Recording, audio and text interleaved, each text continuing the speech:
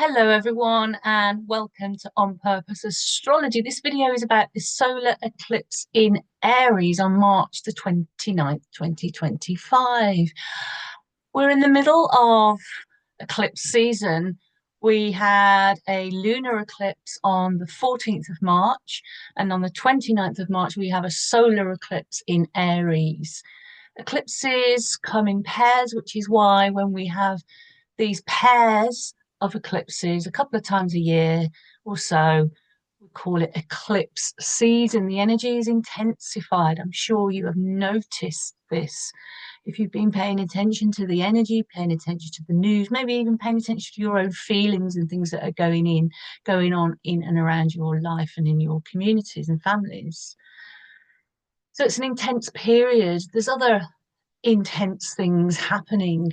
I did a video a couple of weeks ago about the power degrees of the zodiac, that 29th degree of each sign, where a planet gets to the end of the sign it's in. There's that 29 degrees of kind of uncertainty, of urgency, of chaos, of needing completion, wanting to get things finished, to move into the next sign, the 0 degrees of the next sign, which is also really important. It's that beginning of a new cycle for that planet, potentially.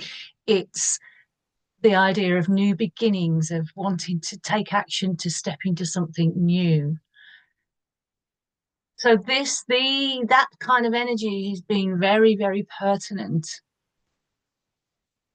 for a while now, for the eclipse that we had on the 14th of March, but even before that, because a lot of the outer planets are moving within the next sort of 12 to 14 months. So they'll reach the 29th degree of the sign that they're in now, and then they'll be moving to the 0 degree.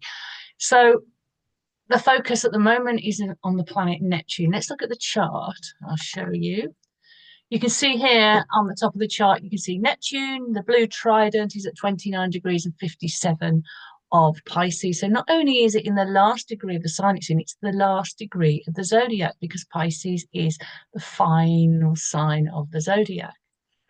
And then we go forward, it will go forward this year to 0 degree of Aries.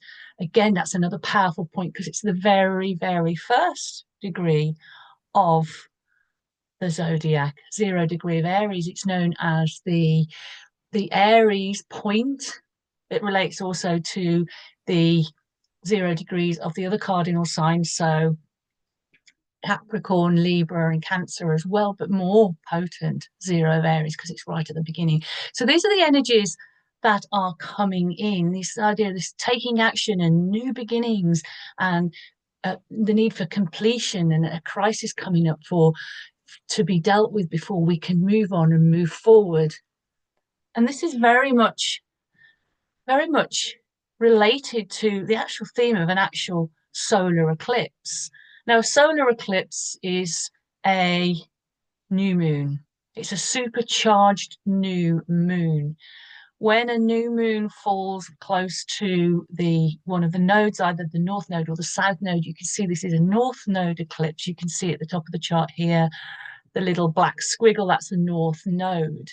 It's only a partial eclipse because you can see that the node isn't too close to the new moon here, the eclipse new moon here. But this is what makes it an eclipse. And it's an intense and a super intensified new moon. It has a longer shelf life. You have a new moon every month, but this one has a longer shelf life. So you can use this eclipse to look forward. You can look back at this eclipse when things happen. You can look back at the eclipse and see if the eclipse degrees have been triggered. So I'm going to talk about that in this talk as well. But first of all, I want to, some of you watching this might know about this, but to some of you might not, because it's not used that much. But there's something called a Saros cycle, which groups together eclipses going over hundreds of years. So you can look up, there's this book by Bernadette Brady called Predictive Astrology by Dr. Bernadette Brady, Predictive Astrology, the Eagle and the Lark. For any astrologers who want to do predictive work, I would recommend this as one of the essential books for your astrological bookshelf. And in this book, she talks about transits, she talks about progression, she talks about eclipses, and specifically in the appendices, she talks about the Saros cycle. So I looked up in this book what this solar eclipse, it only applies to solar eclipses, not lunar eclipses, what Saros cycle it belonged to. So what were the themes of this Saros cycle? And this is really interesting. So it's a very physically expressive eclipse, she says, this Saros cycle that this one belongs to. So that's a theme, physically expressive. We've got Aries here. Aries ruled by Mars. Mars wants to take action. It is physically expressive. And the advice that she gives for this is don't hide away, but undertake some physical activity, but ever under the but under an ever watchful eye to safety. So use that energy, this buildup of energy, this buildup of Aryan energy, this Martian energy, this Mars energy in this eclipse, because eclipses are full of energies. Express it physically, but express it physically in a safe way. Make sure you do things safely. That can be anything to do with sports. It can be anything to do with just physical activity and exercise. It can also have something to do with how you deal with anger and triggers as well. Mars is very much about what triggers us. I'll be talking about Mars. Mars, you can see here in the first house. We can ignore the houses here for this chart because it's set for London. For your place of where you're watching from, it's most likely to fall. These planets are most likely to fall in different houses, and also if you put this eclipse chart around your birth chart, again, it's most likely to fall differently in your chart. So I'm just talking about the energies of the planets and the connections and the relationships between the planets there. So an eclipse, a new moon eclipse, it's a north node new moon eclipse. It's a new beginning. For something to have a new beginning, there needs to be an ending and a completion. Something needs to complete and end before we can move forward. And that's that period where things aren't quite finished, things haven't quite begun, or they're starting to begun. That's the time when we're in at the moment, though. We are feeling a lot of chaos and uncertainty. And this is written obviously in the 29 degrees of Pisces and the 0 of Aries. You can see 0 of Aries. Mercury in this chart is at 0 of Aries and it is retrograde. So that makes it even more intense. I did a video about the 14th of March eclipse, part of at the end of a general video about how potent these eclipse degrees can be. And I did a really interesting case study of a well-known person who things happened under an eclipse for him, and it continued to be triggered actually sometimes in some cases even years later. So it's interesting to check these degrees. 9 degrees of Aries here for this. So what we can do is we can track planets as they move over 9 degrees of Aries. So if you have anything between sort of 8 and 7 and 11 of Aries in your chart, or the opposite, Libra or even Capricorn or Cancer in your chart, if you have anything around those degrees, you can track when a planet moves to 9 degrees of Aries. Saturn will be there eventually when it goes into Aries, although that'll take a while because it's slow. Eventually, Neptune will be at 9 of Aries, but we're talking a long time into the future because it's such a slow planet. So what we can look at actually, we can look at Mercury and Venus. Mercury and Venus here, a part of this picture. You can see Mercury is at 28 of Pisces. It's retrograde. Mercury is at 0 of Aries, as I've already said, it's retrograde. These planets were retrograde for the equinox chart, which was the equinox was on the 20th of March. And I talk in detail about some themes for Mercury and Venus retrograde in that chart, which are continue to be relevant here. So go back and have a look at that. But really, it's about It's about either redoing or revising or rethinking some of the themes. So communication, mindset, values, beliefs, relationships, all these Mercurial and Venusian themes. But what we can do after this eclipse, because I've already said that eclipses have a longer shelf life than a normal lunation, whether it's a full moon eclipse, which is a lunar eclipse, or this one, which is a new moon eclipse. What we can actually look at is when Mercury and Venus start moving again. So Mercury will go direct on the 9th of April. We're talking 2025 here, of course. Then between the 25th and the 27th of April, it'll be at 9 degrees of Aries. So 25th to 27th of April. So it's around about 25th in kind of UK European timelines when it'll be at exactly 90 Aries, i.e. that point that the eclipse is on. So that eclipse degree will be triggered. And I say 25 to 27th of April because, you know, these things don't always happen exactly on the date. I mean, we're not expecting anything to happen, or maybe it will, but we're not specifically expecting something dramatic to happen, a massive ending and a massive new beginning on the actual day of the eclipse itself. As I say, they have a long shelf life, a longer shelf life. And often you see their themes coming out when they are triggered by a planet going over them, a transiting planet going over that degree. So 25th to 27th of April are some dates to look at, see what happens in the news, what ideas are being mooted. Also in your own life, if you have, as I say, planets or points or angles in your chart around about sort of 7 to 11 degrees of Aries and the other cardinal signs, as I've already said. So that's a date to watch. And then if we're looking at Venus, values, relationships, beliefs, etc., that goes direct on the 13th of April, and it will be triggering that eclipse degree, 9 degrees of Aries, from the 13th to the 15th of May. So make a note or a mental note of those dates, and then just watch what happens. It's a good way. It's a good way to really start to see the astrological symbols coming to life out in the world. So we've got endings and new beginnings.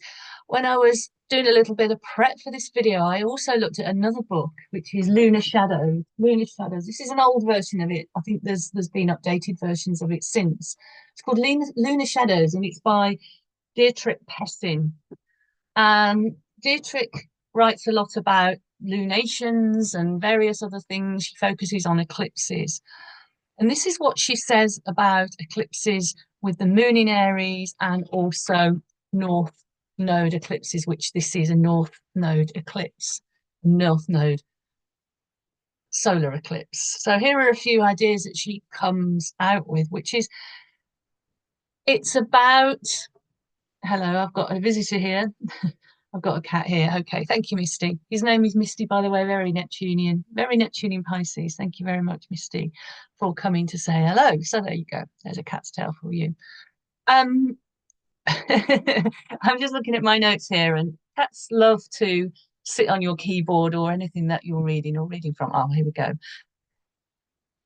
It associates it with, and you can see the Aries themes coming through here with identity, ideas of identity. Okay, identity, thinking about how am I and how do I express myself in the world? How do you go out into the world? The idea of personal freedom. Aries wants to do what it wants to do, right? It wants to act. It doesn't want to be held back. It's spontaneity. It's also competitive. It's energetic. It's fast. It's urgent energy. So it's about personal freedom as well. Personal sovereignty is a strong theme as well for Aries, for this eclipse here as well.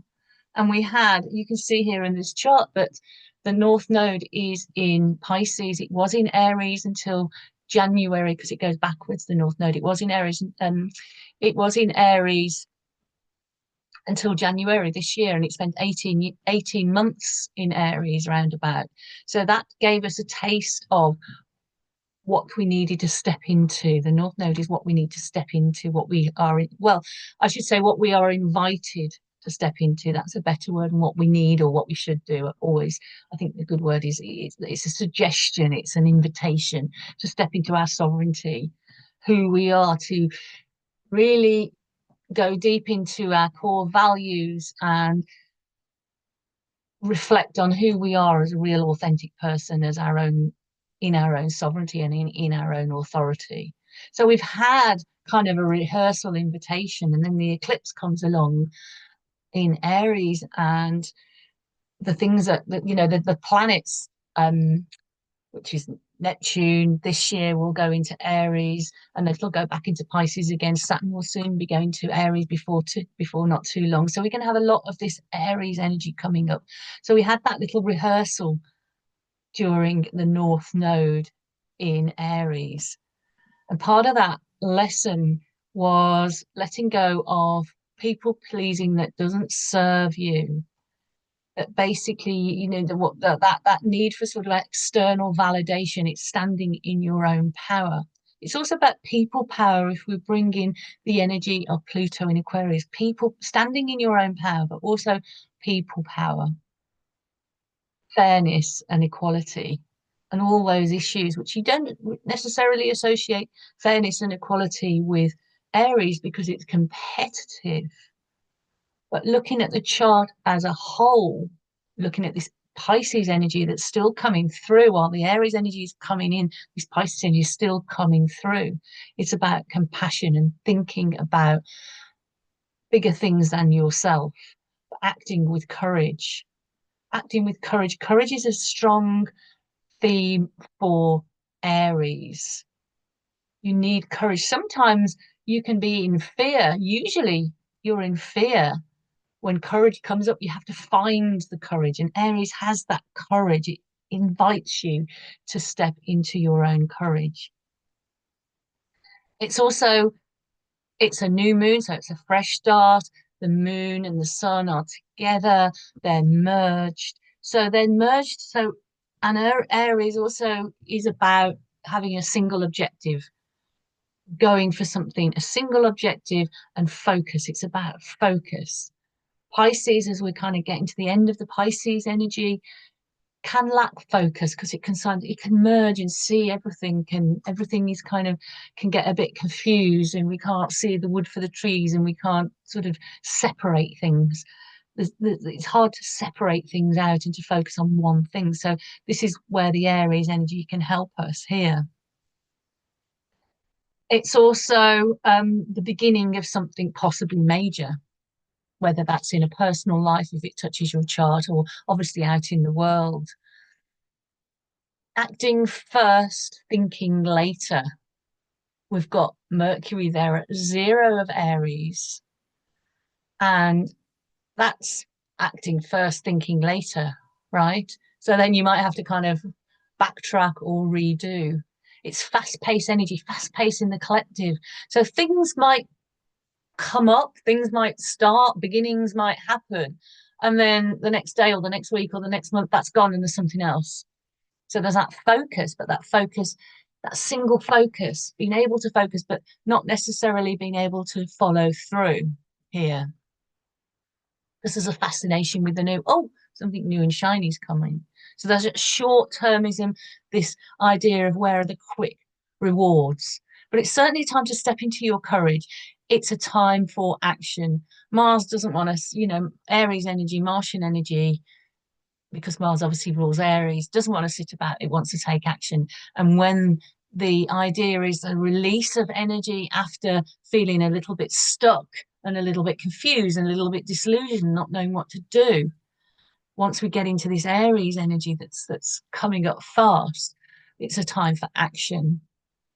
It's a time to think about our relationships versus how we are as an individual and how that fits together on the world view, on the world stage. It's about how we choose our allies and how we choose our enemies, and how sometimes our allies can become our enemies and vice versa. So that's another theme to look out for in the collective. So look at Mars now. Mars obviously rules this eclipse because Mars rules Aries. It's in Cancer here. You can see here, it's in Cancer. Cancer in traditional astrology is the fall of Mars. That means it's the sign where it's least able to be its pure self, this spontaneous take action, the warrior energy, the courageous energy. Because Cancer is protective, it's self-protective, it's defensive. It can be passive aggressive as well. But certainly that ties into what Bernadette Brady was saying about this Sarah cycle very clearly and very neatly, is that taking physical energy, having an outlet for any anger, for example. Anger is associated with Mars, seeing red, the red planet, an outlet for that anger through physical activity, but doing it safely, having safety and protection in place. So again, that speaks very, very, very clearly into that Mars there in Cancer that rules this eclipse. And also, Mars is currently out of bounds. It has been for a while. Out of bounds basically means it's to do with declination. So the planets, for example, the planets go around the sun, right? They go around the sun, and here we are, I'm drawing a circle with my fingers. The planets go around the sun, but they don't just go around the sun just like that. They go around the sun like that. So up and down and up and down and up and down and up and down. So that's called declination, when they go up and then they come down. That's the declination. And where a planet is on that point is the point of its declination. And when it goes, there are kind of almost limits and barriers. Someone can correct me if I'm wrong on this particular point, but it's to do when it goes outside of the declination of the sun, as the sun seems to go around. You know, from our perspective, it looks as if the sun's going around us, not the other way around. So if it goes out of bounds of the sun in declination, i.e., either above it or below it, that means it's out of bounds. And when a planet is out of bounds, the moon is most regularly out of bounds. It's worth looking if you've got the moon, looking up if you've got the moon out of bounds in your birth chart. That's very interesting. But I don't want to go on too much off on a tangent here. But Mars is out of bounds, so it's off the leash. It's kind of in a place of freedom. It's not going to be wanting to. It's not going to want to be told what to do. And when you think this Aries new moon, this eclipsed Aries new moon is about, it can be about the ego. So the Mars ego doesn't want to be told what to do, and it's going to get defensive if you try and tell it what to do, or you try and give it advice. It wants to do its own thing and go its own way. So that's another reason really to think about discharging any of that strong ego energy in safe physical ways. The other thing about Mars in Cancer as well is it went retrograding. It went retrograde in Cancer, and it's going forward now, but it's still going over the degrees that it went retrograde through. So it's still, as we say, it's in the shadow of its retrograde. So we're still sort of chugging along, trotting along. Mars isn't going as fast as it wants to go, really, in Cancer, and it's been slow in Cancer. It's been through Cancer, and now it's going back through Cancer again. So again, there's that frustration.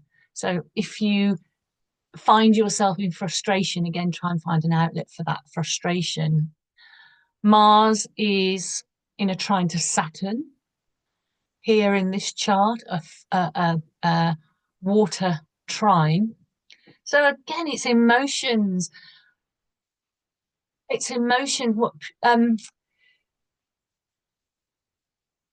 acting out, that idea of acting out our emotions rather than sort of, our nervous, not dysregulation of the nervous system that sometimes can cause us when we're under a lot of stress, acting out. And Saturn here in the sign of the feelings, the emotions, reminds us that we have to take responsibility for our actions as well. We can also see here that there aren't too many squares. There aren't many squares between the main planets here in this chart for this solar eclipse, but Mars is in a tight square to Chiron. Mars in Cancer, square Chiron in Aries here. It's in a really tight 22-degree tight square. So that's interesting. Mars and Chiron. What's Mars Chiron about? Well, we know that Chiron is about the wounds that we all carry, the psychological wounds that we all carry, and sometimes the literal wounds. Mars is about triggers. So look out for what's being triggered in you. And these are signs of what might be some of your wounds, and they're coming to the surface possibly to show you what you perhaps need to heal. Chiron's the wounded healer. The wound constantly can be triggered, but there is healing to be done around it. That self-care, again, the healthy dispersal of anger. It's also a mentor. Chiron was a mentor for warriors. So how can you mentor yourself as a warrior, perhaps a warrior of peace, perhaps a warrior of peace, perhaps a warrior that is a protector of what's right and what's good. In your opinion, what's right and what's good.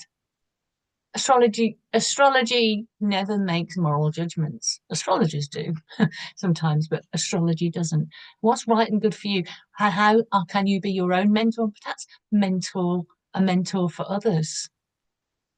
Interestingly, part of this picture here, the sort of black down arrow next to Chiron, which is the green key, you can see 24 degrees 51 Aries. You can see Aries. Aries is so slow. She feels like she's almost always been in Aries. I mean, she's been in Aries for many years. I think she's got another sort of 20 years in Aries. She's very slow. But she's conjunct here with Chiron at the moment in this eclipse, and then that is part of that square. Aries is interesting. Aries was the sister of Mars. So you've got the feminine warrior energy and you've got the masculine. So cool. I'm not talking gendered here. I'm just talking about that divine. These people, remember, these people are of the gods. These planets are named of the gods. So you've got that divine feminine energy coming perhaps into conflict with this divine feminine energy. Eris doesn't come across great in the myths. She threw a grenade in the form of a golden apple, started a competition that started the Trojan War, and that's part of her myth. So again, we need to think about where we can, where we, where we, where we don't let our ego lead us into unhealthy competition. Remember, when we live in our authentic self, that pureness of Aries, that authentic self, there's no need for competition. We're so busy being our own leader. We're so busy pioneering things. We're so busy doing our own thing, standing in our own authority and our own sovereignty. And we don't need to compete with anyone else. So that's another kind of thought. The other thing is as well, if you look at this chart, and I spoke about this, if you looked at my chart reading for the equinox, for the Aries equinox on the 20th of March, I talked about how there's very little earth in this chart. We've got water, we've got fire, we're going into a fire air era as well. So we're lacking earth at the moment. We've got Uranus here in Taurus. I mean, Uranus doesn't necessarily talk about grounding, even though it's in Taurus. It's kind of disruptive energy, right? It kind of takes us in higher places. And then we've got the South Node in Virgo. So that's the only Earth in the chart. Very strong in very emotional and very reactive and very sensitive fire and water energy here in this chart. And as I talked about, as I said in the equinox video, it's very important to ground yourself. If you can ground yourself as often as possible, just by feeling into your body, just going, just putting your attention into your body, putting your attention into your body, feeling your feet on the ground and your bottom on whatever you're sitting on, if you're sitting down. I describe in that video as well about the equinox, and have a look at it, some of my spiritual experiences, about how Gaia, he's trying to help us to ground and help us to really heal in some ways, to help us to not be too overwhelmed by all these intense energies. So grounding and also centering into the heart as well is really important as well.